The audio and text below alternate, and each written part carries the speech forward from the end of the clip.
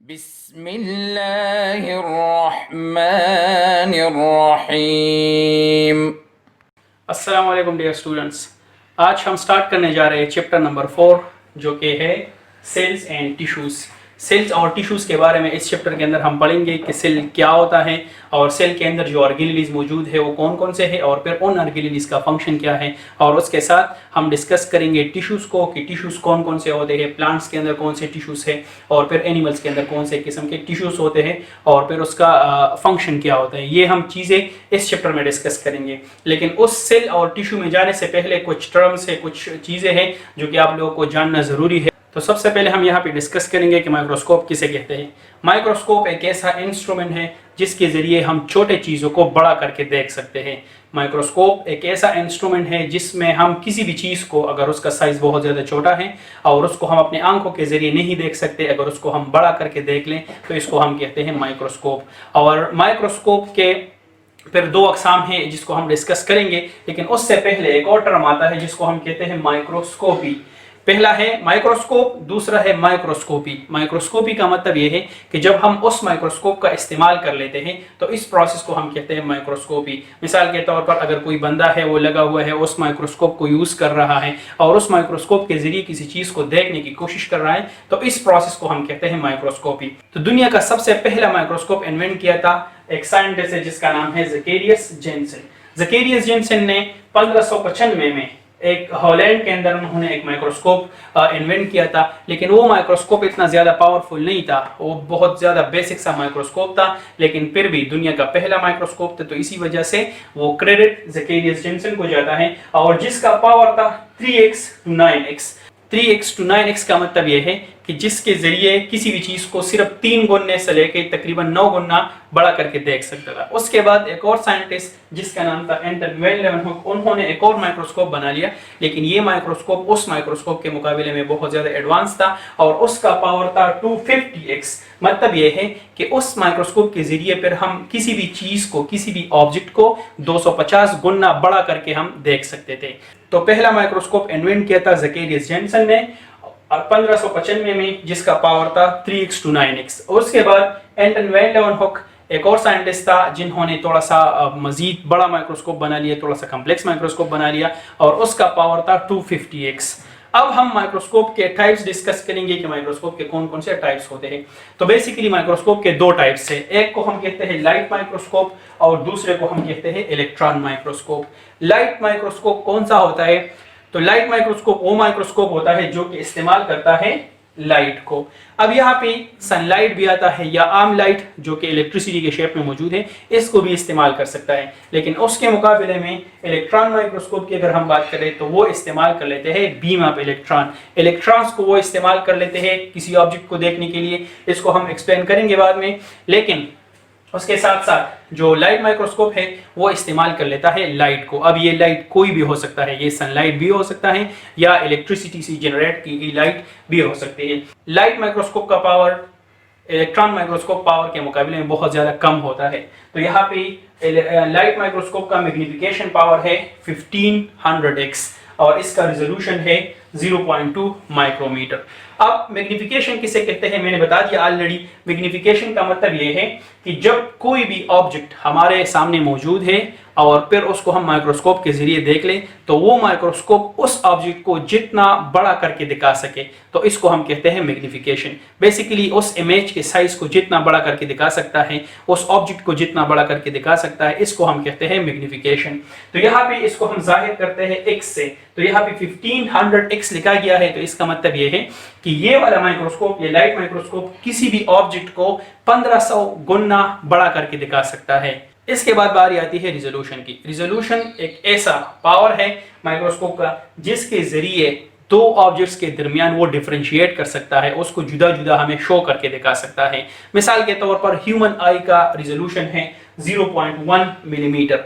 अगर इसके 0.1 मिलीमीटर में अगर कोई ऑब्जेक्ट मौजूद है दो, तो वो उसके दरमियान हम फर्क कर सकते हैं। लेकिन अगर 0.1 मिलीमीटर से फिर वो मजीद करीब आते हैं तो फिर उसके दरमियान हम फर्क नहीं कर सकते। हम फिर ये देखते हैं कि ये एक ही ऑब्जेक्ट है। इस तरीके से जो लाइट माइक्रोस्कोप है उसका रिजोल्यूशन पावर है 0.2 माइक्रोमीटर। मतलब ये है कि अगर दो ऑब्जेक्ट 0.2 माइक्रोमीटर के डिस्टेंस से एक दूसरे के पास मौजूद है तो इस माइक्रोस्कोप के दरमियान हम फर्क कर सकते हैं, लेकिन अगर इससे फिर मजीद क्लोज डिस्टेंस में मौजूद है तो फिर उसके दरमियान हम फर्क नहीं कर सकते।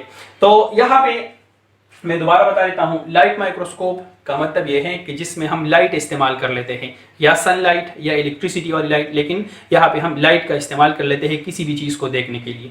इसका मैग्नीफिकेशन पावर 1500x है और इसका रिजोल्यूशन 0.2 माइक्रोमीटर है। और इसके अलावा हमारे पास यहाँ पे एक माइक्रोस्कोप मौजूद है। तो ये माइक्रोस्कोप क्या है? ये एक लाइट माइक्रोस्कोप है, सिंपल सा माइक्रोस्कोप है लाइट।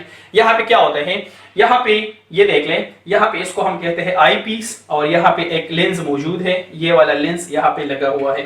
इसके साथ ये एक ट्यूब है और यहाँ पे मजीद 3 लेंस मजीद यहाँ पे मौजूद है जिसको हम इसी तरीके से घुमा सकते हैं।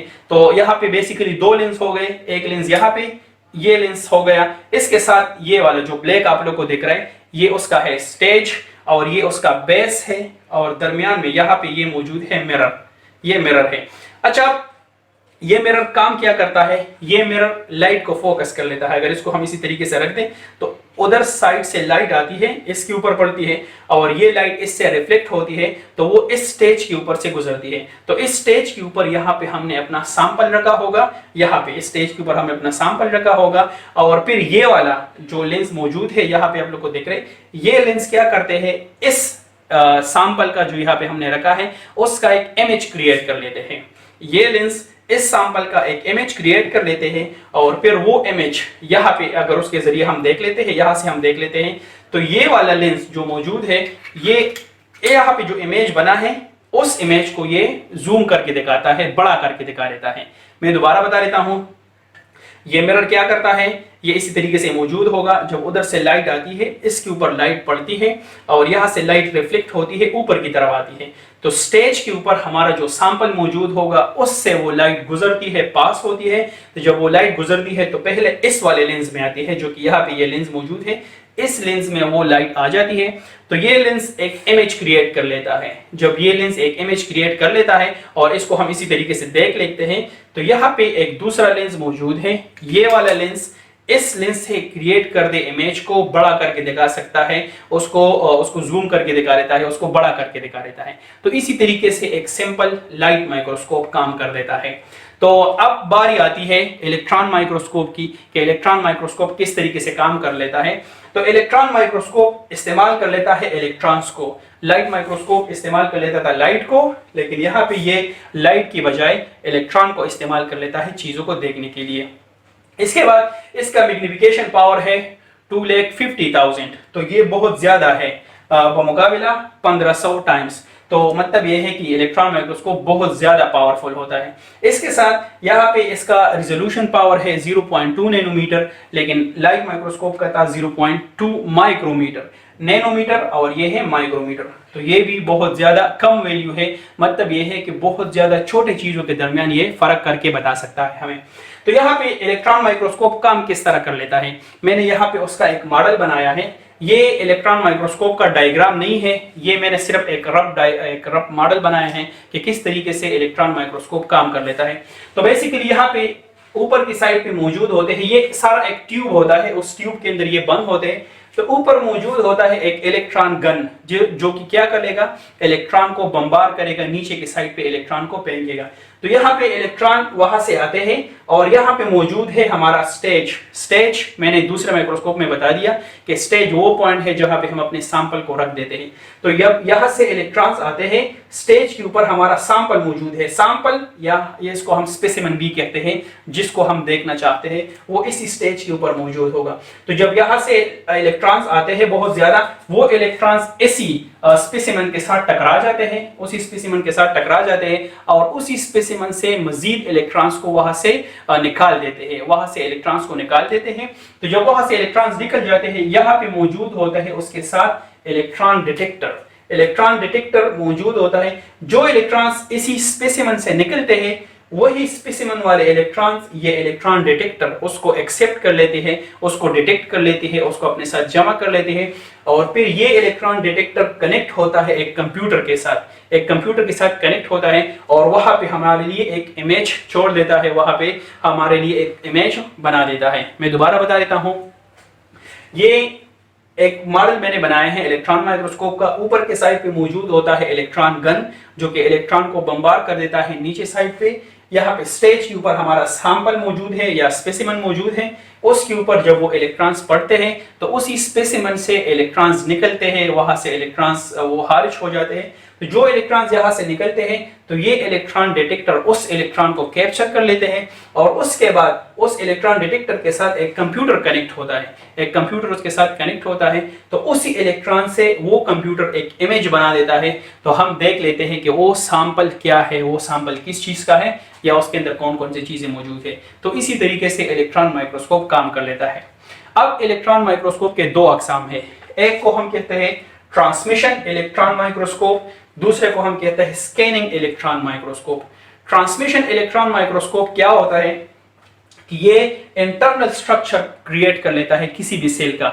मतलब ये है कि सेल के अंदर कौन कौन सी चीजें हैं, सेल के अंदर उसका इंटरनल स्ट्रक्चर क्या है, ये हमें क्रिएट करके वो बता देता है। मिसाल के तौर पर यहाँ पे अगर मैं बना लूं, लेट्स सपोज ये एक सेल है, इसके साथ यहाँ पे न्यूक्लियस हो गया, यहाँ पे ये हो गया उसके साथ क्लोरोप्लास्ट, उसके साथ गोल्गी बॉडीज हो गए, ये हो गया माइटोकॉन्ड्रिया। तो इस किस्म का इमेज जो कि जिसको हम कहते हैं 2D इमेज भी इसको कहते हैं, जो कि 2 डायमेंशनल होता है। बस यहाँ से इलेक्ट्रॉन्स यहाँ से गुजरते हैं और उसका इंटरनल स्ट्रक्चर हमें क्रिएट करके दे देते हैं। तो जब हम इंटरनल स्ट्रक्चर देख लेते हैं तो ये हम देख लेते हैं ट्रांसमिशन इलेक्ट्रॉन माइक्रोस्कोप के जरिए और ये हमें इमेज प्रोवाइड कर लेता है, 2D इमेज प्रोवाइड कर लेता है, 2 डायमेंशनल इमेज प्रोवाइड कर लेता है। इसके मुकाबले में स्कैनिंग इलेक्ट्रॉन माइक्रोस्कोप क्या कर लेता है, वो चीजों को स्कैन कर लेता है। लेट्स सपोज ये सेल मौजूद है और इस सेल को हम दोनों माइक्रोस्कोप से देखना चाहते हैं, ट्रांसमिशन इलेक्ट्रॉन माइक्रोस्कोप से भी और स्कैनिंग इलेक्ट्रॉन माइक्रोस्कोप से भी। तो जब इसको हम स्कैनिंग इलेक्ट्रॉन माइक्रोस्कोप से देखेंगे तो इसका हमें एक्सटर्नल स्ट्रक्चर आएगा कि वो सेल किस तरीके से दिखते हैं। लेट्स सपोज ये बाहर से इसी तरीके से हमें एक सेल नजर आ गया कि ये सेल इसी तरीके से गोल है या कोई भी स्ट्रक्चर उसका है, लेकिन उसका उसके अंदर क्या है ये हमें नहीं बताता, लेकिन उसका सरफेस बाहर वाली चीज हमें दिखा देता है। लेकिन उसके मुकाबले में ट्रांसमिशन इलेक्ट्रॉन माइक्रोस्कोप उसका एक इंटरनल स्ट्रक्चर हमें बता देता है। लेट्स सपोज मेरे पास एक मार्कर है, अगर इस मार्कर को मैं स्कैनिंग इलेक्ट्रॉन माइक्रोस्कोप में रख दूं तो ये उसका हमें 3D इमेज बता रहा है। 3D इमेज का मतलब ये है कि ये हर एक डायरेक्शन से हमें शो करेगा कि यहाँ पे क्या है, यहाँ पे क्या है, यहाँ पे क्या है, इसका स्ट्रक्चर किस तरीके से है, ये हमें स्कैनिंग इलेक्ट्रॉन माइक्रोस्कोप बता देता है। लेकिन अगर हम इसको ट्रांसमिशन इलेक्ट्रॉन माइक्रोस्कोप में रख दें तो इसका हमें इंटरनल स्ट्रक्चर पता चलेगा कि इसके अंदर कौन कौन सी चीजें मौजूद होती हैं। तो इसी तरीके से यह काम करेगा। और मैंने बता दिया कि transmission electron microscope 2D image बना देता है और scanning electron microscope 3D image वो बना देता है। मैं दोबारा बता देता हूं, माइक्रोस्कोप एक ऐसा इंस्ट्रूमेंट है जिसके जरिए हम छोटे चीजों को बड़ा करके देख सकते हैं।